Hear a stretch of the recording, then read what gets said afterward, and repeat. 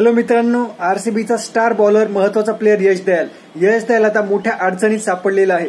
यश दयालवर शेवटी finally FIR दाखल झालेली आहे। त्याच्यावर एफआयआर दाखल झालेली आहे आणि एफआयआर दाखल झाल्यामुळे यश दयालची आता चौकशी सुद्धा होणार आहे आणि याच्यामुळे आता त्याची अडचण वाढलेली आहे। एफआयआर दाखल झाल्यामुळे बीसीसीआय आणि आरसीबी आता त्याच्यावर नेमकी काय ऍक्शन घेणार हे बघावं लागणार आहे। यश दयालवर ही जी एफआयआर दाखल झालेली आहे ती फसवणूक आणि लैंगिक शोषण म्हणजे सेक्शुअल अब्यूज या कारणांमुळे दाखल झालेली आहे। एका मुलीने ही एफआयआर दाखल केलेली आहे। एफआयआर दाखल करताना त्या मुलीने तक्रारीत म्हटलेलं आहे की यश दयाल आणि ती मुलगी हे काही वर्ष रिलेशनशिपमध्ये होते।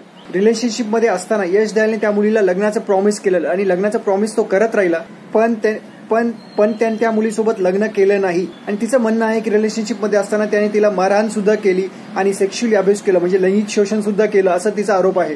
एवढंच नाही तर तिचं म्हणणं आहे की त्याने तिला फसवलं सुद्धा। तिच्यासोबत रिलेशनशिपमध्ये असताना तो इतर मुलींसोबत सुद्धा रिलेशनशिपमध्ये होता। त्या मुलीने जूनमध्येच यश दयालच्या विरुद्ध तक्रार दाखल केलेली होती, पण पोलिसांनी त्याच्यावर कुठलीही कारवाई न केल्यामुळे तिने उत्तर प्रदेश मुख्यमंत्र्यांचं जे ऑफिस आहे त्या ऑफिसवर एक ऑनलाईन तक्रार दाखल केली आणि त्या ऑनलाईन तक्रार दाखल केल्यानंतर आता शेवटी यश दयालवर एफआयआर दाखल झालेली आहे आणि त्याची चौकशी सुद्धा सुरू झालेली आहे। आता बीसीसीआय आणि आरसीबी याच्यावर काय ऍक्शन घेते, त्यांची काय नेक्स्ट स्टेप असेल ते बघावं लागणार आहे।